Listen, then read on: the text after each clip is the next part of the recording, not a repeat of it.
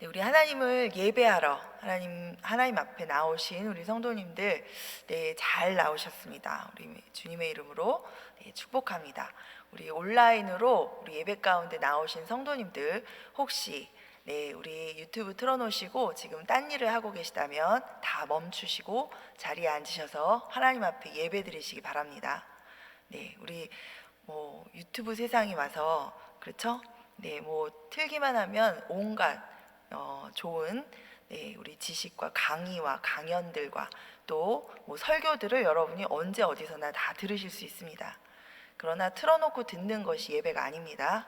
네, 하나님 앞에 온전한 마음으로 네, 마음을 정돈하고 하나님 말씀 앞에 나아가시는 것, 그리고 마음을 다 드리면서 찬송하고 하나님 높여드리는 것이 예배입니다.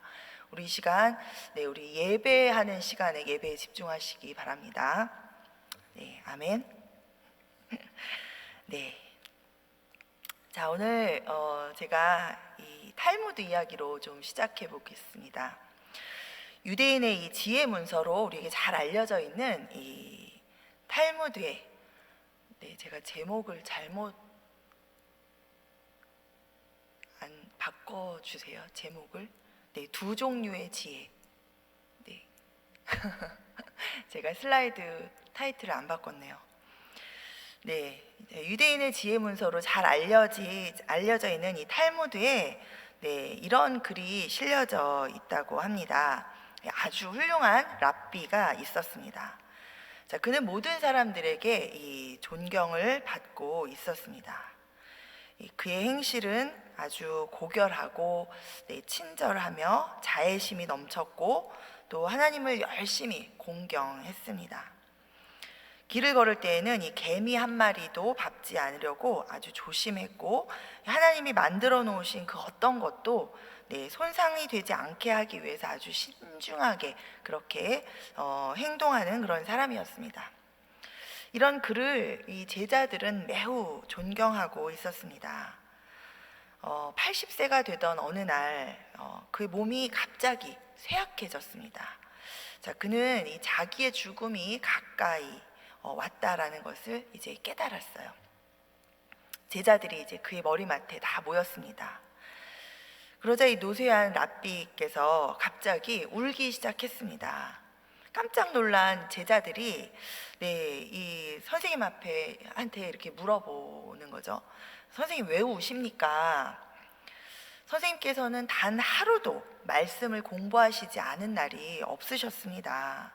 또 이 제자들을 가르치지 않은 날도 없었고 자선을 베풀지 않은 날도 없으셨습니다. 선생님께서는 이 나라에서 가장 존경받는 그런 훌륭한 분이십니다. 하나님을 가장 깊이 공경하시는 분이시고 또 이 정치와 같이 이런 오염된 세계에는 단 한 번도 관여하지 않으셨습니다. 선생님께서 우실 이유가 전혀 없습니다. 네, 이제 이렇게 제자들이 막 이야기하면서 위로를 했습니다. 그러자 이 랍비가 이렇게 말했습니다.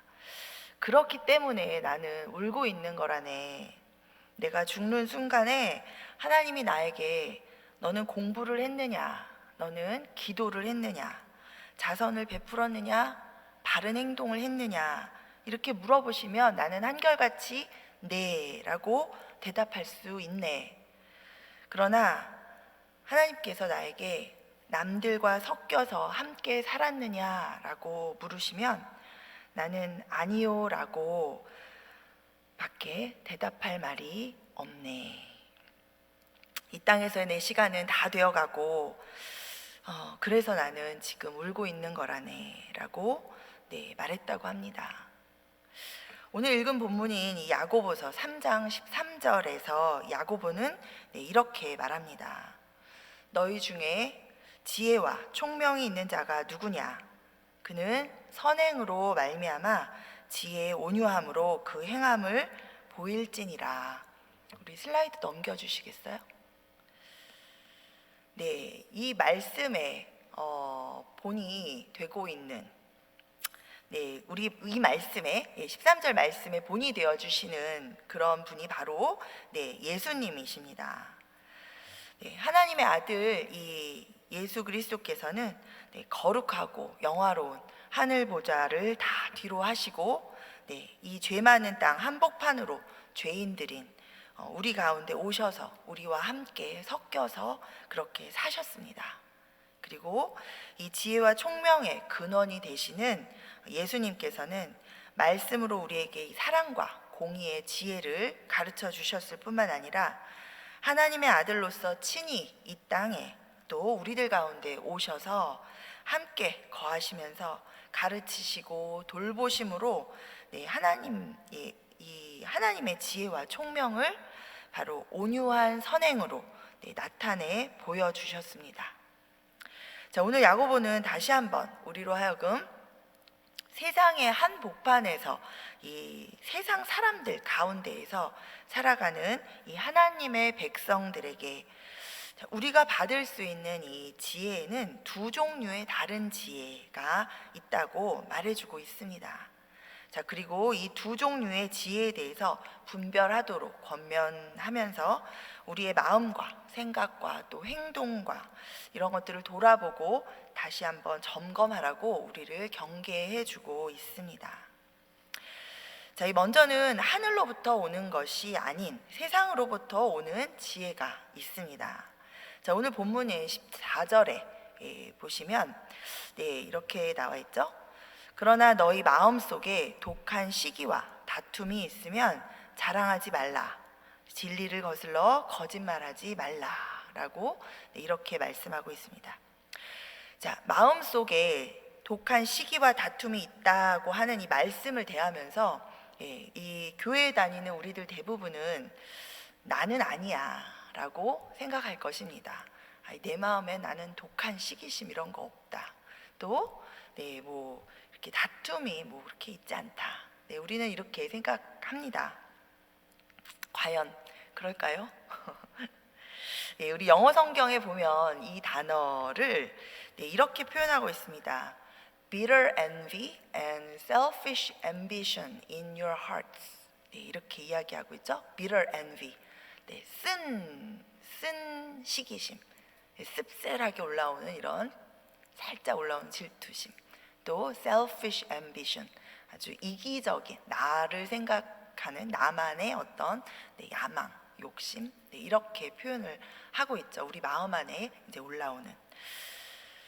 이 영어 표현을 통해서 이 우리말 성경에 번역되어 있는 이 독한 시기와 다툼의 정체성을 우리가 잘 생각해 보면 그것은 우리 마음 안에 스물스물 올라오는 그런 씁쓸한 비교의식, 그리고 시기심, 질투심, 경쟁심, 이기적인 욕심, 또 내가 주목받고 싶은 마음, 그리고 내가 인정받고 싶은 그런 욕구, 이런 것이라는 것을 우리가 알 수 있습니다. 이렇게 생각해 보면 지금 야고보가 말하고 있는 이 독한 시기와 다툼은 나와 상관이 없고 성격이 괴팍하거나 워낙 상처가 아주 많은 어떤 특정한 사람에게만 그렇게 해당되는 그런 이야기가 아니라 지금 하나님 앞에 나와서 예배를 드리고 있는 우리 모두의 마음 속에서도 날마다 이렇게 스물스물 고개를 들고 우리를 유혹하는 그런 것들인 것을 우리가 알 수 있습니다.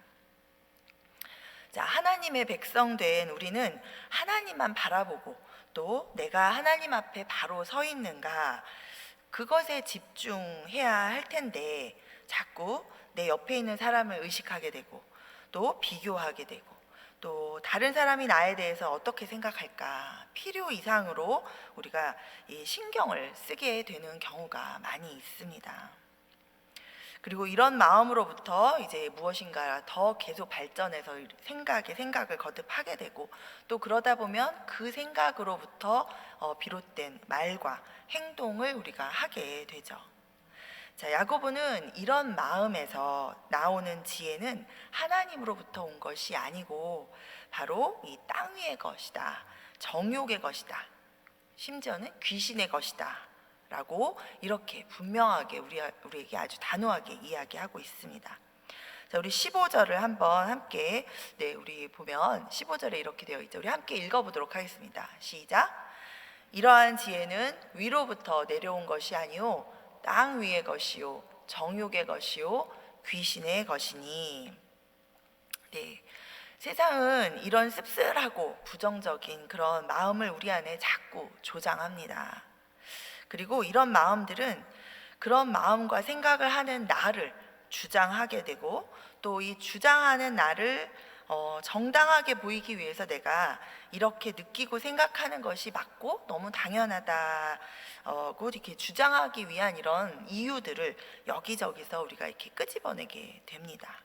때로는 내 주장을 합리화하기 위해서 사실을 좀 과장하기도 하고, 또 비약시키기도 하고, 또 결국은 어떤 경우에는 거짓말까지도 우리가 하게 되죠. 자, 그런데 그 결과가 참 사실 참혹합니다. 그 결과는 혼란을 이끌어오게 되고, 또 어떤 악한 행동까지도 이렇게 낳게 되는 그런 결과도 우리를 통해서, 그런 나를 통해서 나올 수 있게 됩니다. 최근에 제가 우리 선교지에 나가 있는 우리 청년, 우리 선교사 2년 단기로 이제 나간 이 자매의 고민을 이제 전해서 듣게 되었습니다. 이 자매는 이 학생 선교사로 1년 동안 이미 이제 다른 민족에게로 나아가서 복음을 전하고 언어도 배우고, 한 2년 전에 그렇게 1년을 이제 보내고 이제 돌아와서 또 자신의 삶 가운데 또 이 청소년들을 돕는 일을 이제 하다가 이제 다시 하나님께서 주시는 마음을 따라서 다시 이제 그 민족 가운데로 이제 2년을 작정하고 이제 선교사로 나아갔습니다. 그런데 막상 자, 이게 하나님의 부르심이고, 하나님의 부르심에 나는 부족하지만 하나님, 내가 한 영혼이라도 그 땅에서 복음을 전하고 섬기겠습니다, 이렇게 결단을 하고 나아갔는데, 막상 이 자매가 이제 그곳에서 부딪힌 현실은 쉽지 않죠.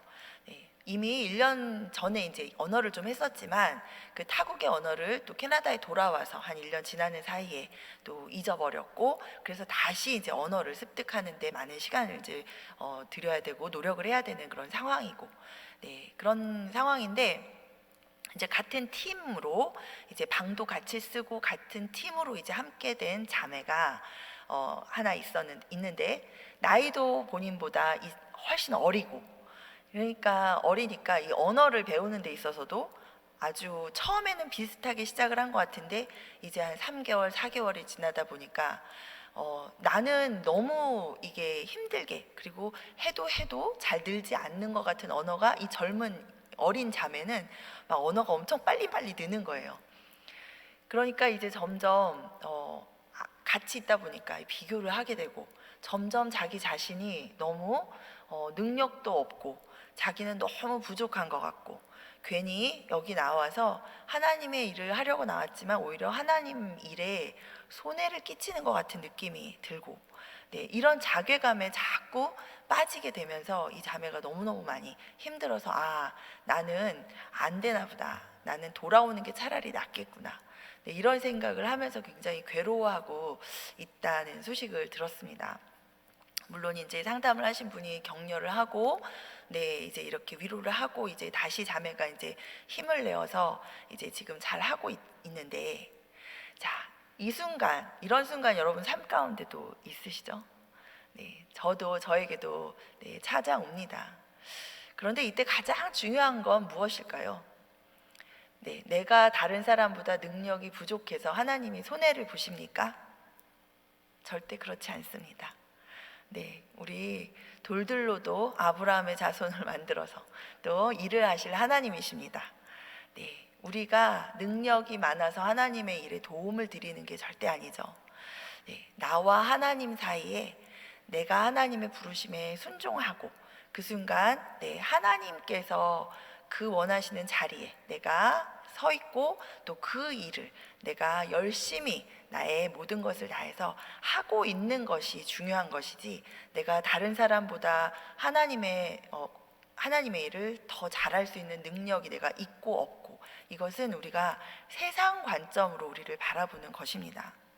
자, 오늘 이러한 일들이 우리가 독한 시기와 다툼이라고 이렇게 말씀을 대할 때는 내 안에 무슨 독한 시기와 다툼이 일어날까라고 생각하지만 사실 우리에게 사단이 우리에게 주는 또 우리 안에 찾아오는 이런 도전들은 사실 이런 뭐 남들을 정말 뭐 대놓고 시기하고 질투하는 이런 게 아니라 내가 다른 사람보다 못한 것 같을 때, 내가 다른 사람보다 더 이런 비교 의식이 나에게 찾아오고 그것을 시작해서 내가 너무 못하는 것 같은, 내가 너무 부족한 것 같고, 내가 하나님을 위해서 뭔가 너무 못하는 것 같은 이제 이런 마음으로 찾아올 때, 그 도전 가운데 우리가 잘 이제 실족하게 되고 빠지게 되는 것 같습니다.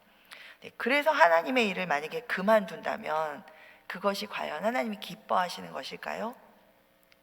그렇지 않습니다. 우리는 우리의 능력으로 하는 것이 아니라, 그러나 하나님이 하게 하실 수 있는 능력을 부어주신다는 소망을 갖고 또 간구하며 하나님의 부르심을 따라 하나님과 나와의 관계 가운데 서 있는 것이 중요합니다.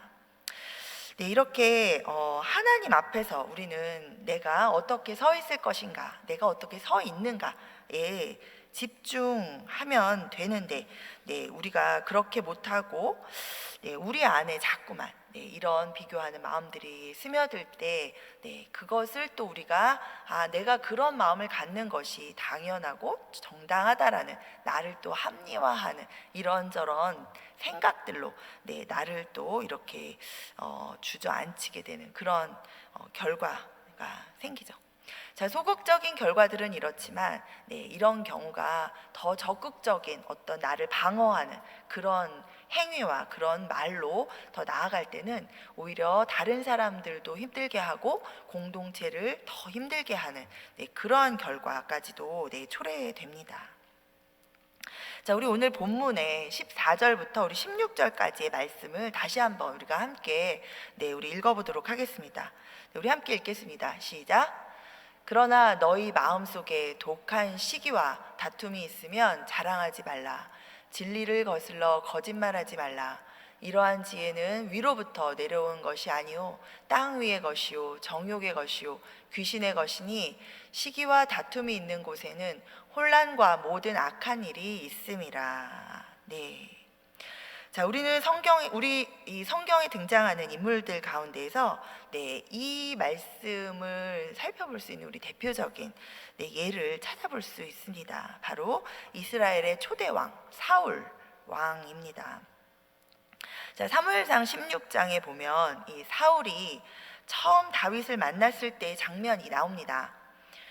자, 사울이 자신을 왕으로 기름 부어 주시니 하나님께 순종하지 않고 점점 더 왕인 자신의 지위에서 자기가 내릴 수 있는 결정들을 자기 맘대로 하면서 교만하여지고, 또 그렇게 자기 마음대로 세상의 욕망을 따라서 자기 욕심을 따라서 계속 행하자 이 하나님의 영이 사울에게서 떠나가고 여호와께서 부리시는 이 악령이 이 사울 왕을 괴롭힙니다. 자, 그때 주변 신하들이 이 수금을 잘 타는 사람을 곁에 두어서 이 악령을 쫓아보자고 간언을 하게 되고, 또 이 신하들의 천거로 이새의 아들 다윗이 사울 왕의 곁에서 수금을 타며 그렇게 섬기게 됩니다. 자, 이때 다윗을 본 사울 왕은 다윗을 크게 사랑하였다라고 이 성경은 증언하고 있습니다. 자, 사무엘상 16장 21절에서 22절까지 이 장면이 나와 있죠. 자, 다윗이 사울에게 이르러 그 앞에 모셔 섬에 사울이 그를 크게 사랑하여 자기의 무기를 드는 자로 삼고, 또 사울이 이새에게 사람을 보내어 이르되 원하건대 다윗을 내 앞에 모셔 서게 하라. 그가 내게 은총을 얻었느니라 하니라. 자, 그런데 얼마 후에 이스라엘을 침략해온 이 블레셋 군대와의 전쟁에서 이 모든 그 군사들이 다 두려워하던 이 블레셋의 장수 골리앗을 다윗이 이 물맷돌을 가지고 쳐서 넘어뜨려 죽이는 사건이 생깁니다. 자, 이렇게 블레셋을 물리치고 사울 왕이 군대와 함께 이렇게 이스라엘로 귀환하던 날, 자, 전쟁에서 승리한 이 왕과 군대를 환영하려고 거리로 쏟아져 나온 이 여인들이, 수많은 이 이스라엘의 여인들이 춤을 추면서 이 승전고를 울리며 이 노래합니다. 그런데 그때 이 사무엘상 18장 7절에 보면 이들이 이렇게 노래하죠. 사울이 죽인 자는 천천히요 다윗은 만만히로다. 자, 사울 왕은 다윗을 굉장히 사랑하고 아꼈었습니다. 그러나 이 말을 듣자 갑자기 마음 안에서 씁쓸한 비교 의식이 이 사울 왕의 마음에 이렇게 불편하게 자리 잡기 시작하고 이게 자라나게 됩니다. 독한 시기와 다툼이 이 마음 안에서 계속해서 일어나고, 또 이러한 마음으로부터 이 사울 왕의 머리에 떠오르는 지혜는 이제 결국 자신의 이 시기와 다툼을 정당화하기 위한 이런 온갖 악한 일을 만들어내는 일로 이렇게 계속해서 이어지죠. 다윗을 사랑한 자기 아들 요나단에게 화를 내면서 이 다윗이 너가 왕이 되는 것을 막는 그런 걸림돌인 걸 알지 못하느냐 하면서 자신이 아들을 위해서 이 다윗을 죽이려고 하는 것으로 이렇게 이제 정당화시키고, 이제 계속해서 이 다윗을 잡아 죽이려고 쫓아다니는 그런 모습들을 우리가 볼 수 있죠. 자, 이 야고보서가 기록되었던 그 당시에도 하나님을 잘 믿는다고 자신하면서 자랑하던 유대인 지도자들은 이런 세상적이고 또 정욕적인 이런 습성을 가지고 있었습니다. 그러나 이것을 회개하지 않고 아주 그냥 그렇게 사는 것, 그렇게 생각하고 그렇게 행동하는 것을 당연하게 여기면서 그런 독한 시기와 다투는 마음으로부터 비롯된 이런 말과 행동으로 자신들의 그런 행위와 이런 것들을 정당하게 그렇게 주장하면서 그렇게 살아가고 있었습니다. 부모한테 잘하지 못해도 성전 세금을 내면 잘하는 것으로 그렇게 얘기해주고, 뭐 이런 여러 가지 자신들의 마음대로 적용하면서 그렇게 백성들에게 하나님 나라, 하나님을 섬기는 것을 잘못 가르치며 살면서도 자신들은 하나님을 열심히 섬기는 자들이라라고 그렇게 주장하며 살아가고 있었죠.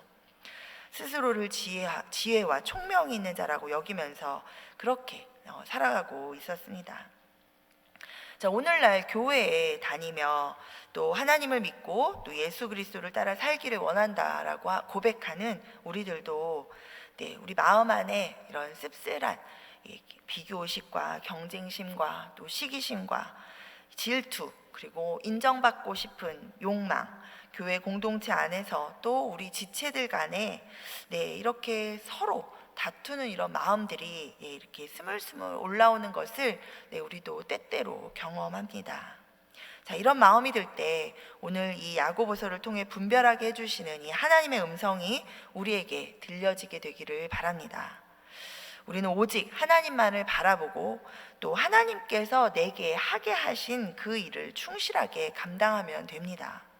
누가 그런 나를 어떻게 생각할지, 또 나 스스로 내가 세상의 기준에 비교해서 내가 이 일을 감당하기에 적합한지 안 적합한지를 내 스스로 판단하고 그런 일을 할 필요가 없습니다. 다른 사람과 비교할 것도 없고 또 다른 사람이 하는 일들에 대해서 이러쿵저러쿵 참견하면서 우리가 그것을 또 비판하고 비난할 필요도 없습니다. 자, 예수님을 절대로 부인하지 않겠다고 장담을 하던 베드로, 여러분 잘 아시죠? 그 베드로는 3번이나 예수님을 부인했습니다. 나 같은 게 무슨 예수님의 제자인가 좌절하고 절망했을 거예요. 그렇게 좌절하고 절망하는 그 마음으로 감히 이제는 예수님의 제자로 살기를 포기하고 다시 고기를 잡는 어부의 일상으로 돌아갔습니다. 그 베드로에게 부활하신 예수님은 친히 찾아와 주셨고 만나 주셨고, 또 그냥 만나 주신 게 아니라 그 베드로에게 직접 네가 나를 사랑하느냐 이렇게 물어봐 주시고, 베드로가 다시 한번 예수님을 향해서 3번이나 네 예수님을 제가 사랑합니다 라고 고백할 수 있는 그런 기회를 허락해 주십니다. 자, 그리고 또 거기서 멈추지 않으시고 베드로 예수님을 따라다니고 예수님의 제자였던 이 베드로에게 내 양을 먹이라, 나의 백성을 돌봐라 라고 이렇게 주님의 일을 맡겨주시면서 여전히 베드로가 예수님의 제자다라는 것을 예수님께서 직접 그렇게 인정해 주시고, 그래서 베드로가 이 좌절과 절망, 나 같은 게 무슨 예수님의 제자야 라고 이렇게 스스로 절망에 빠졌던 그 절망에서 벗어나서 살아갈 수 있도록 그렇게 길을 열어주셨습니다. 자, 그런데 이 순간에 베드로의 모습을 우리가 한번 보면 어이가 없습니다.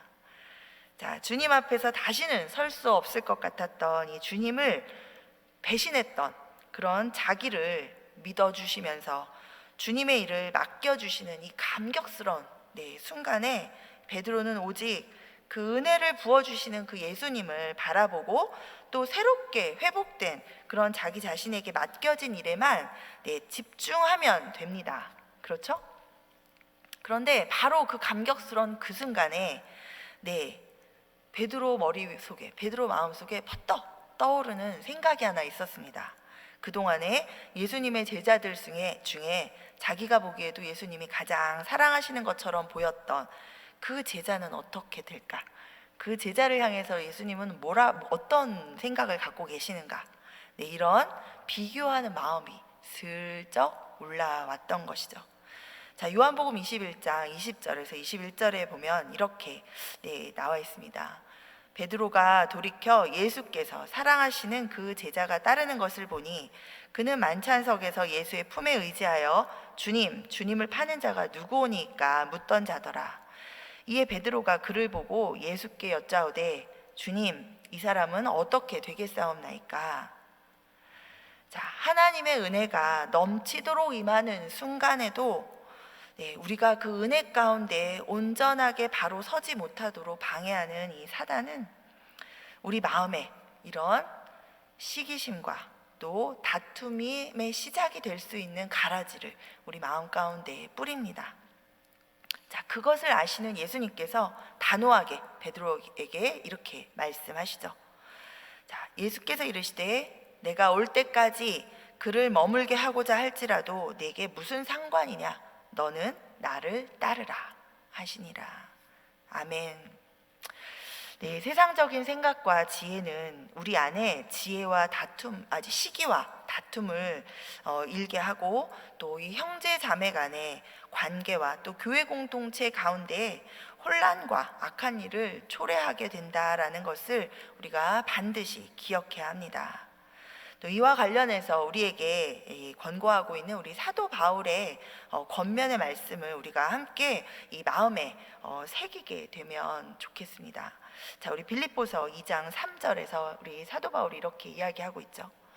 아무 일에든지 다툼이나 허영으로 하지 말고 오직 겸손한 마음으로 각각 자기보다 남을 낮게 여기고.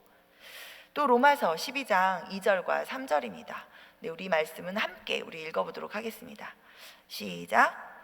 너희는 이 세대를 본받지 말고 오직 마음을 새롭게 함으로 변화를 받아 하나님의 선하시고 기뻐하시고 온전하신 뜻이 무엇인지 분별하도록 하라.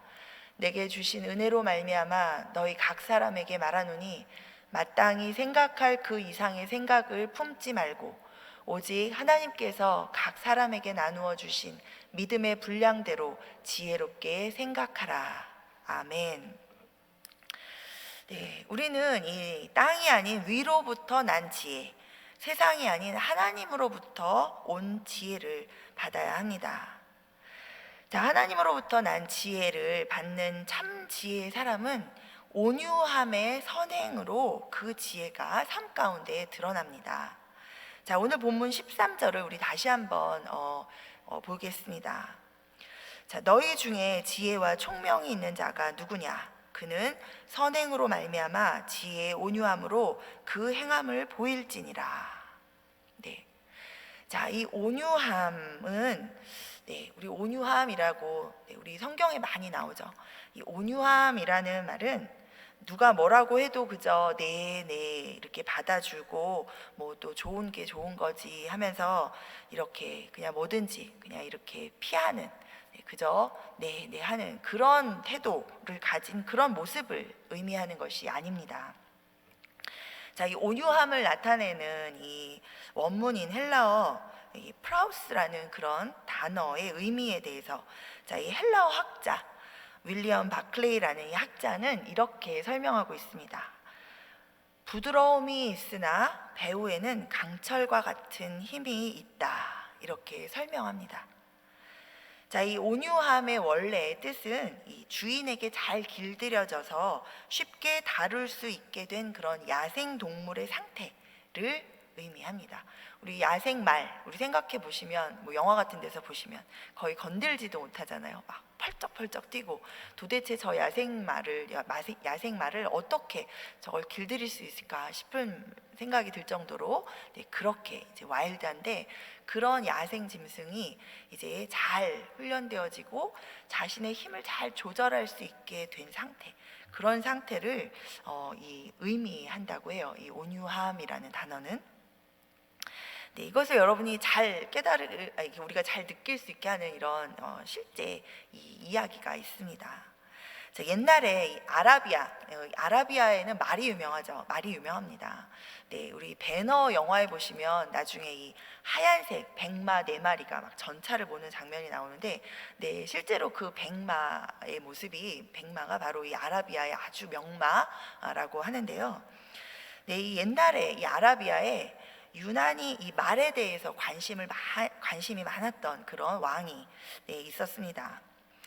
그래서 이 왕은 온 천하를 다 뒤져서 가장 뛰어난 준마 100마리를 네, 어떤 대가를 치르더라도 구해와라, 네, 이런 명령을, 네, 신하들에게 내렸다고 합니다. 자, 신하들이 온 세상을 돌아다니면서 정성껏 이 준마, 아주 좋은 명마라고 불리우는 이런 말들을 100필의 말을 이제 구해왔습니다. 자, 이 왕은 아주 뛰어난 이 조련사를 시켜서 이 말들을 훈련시킵니다. 자, 호각을 한 번 불면 말이 달리기 시작하고, 그 다음에 호각을 2번 불면 어떤 일이 있어도 이 말이 제자리에 멈추도록 하는 그런 훈련을 계속해서 합니다. 자, 어느 정도 훈련이 다 되었을 때 왕은 특별한 시험을 시작합니다. 자, 말들을 모두 마구간에 넣은 다음에 네, 사흘 동안, 3일 동안 네, 물을 주지 않습니다. 건초와 이 먹이는 이 말에게 주는데 이 물을 금지시킨 것이죠. 자, 말들은 아주 갈증에 시달리면서 매우 괴로워하게 됩니다.